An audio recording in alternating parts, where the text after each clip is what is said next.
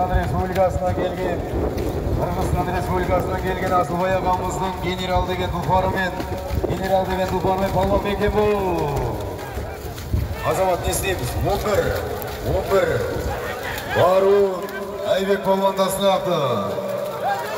Асылбай ағамыздың дракон деген тұлпарымен да сынақты. Азамат. Жампо.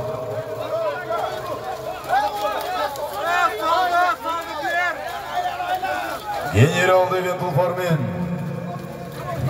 деген тұлпармен.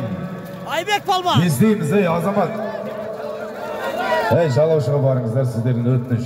Біз бұл жерде не айтса соны айтатын адамбыз.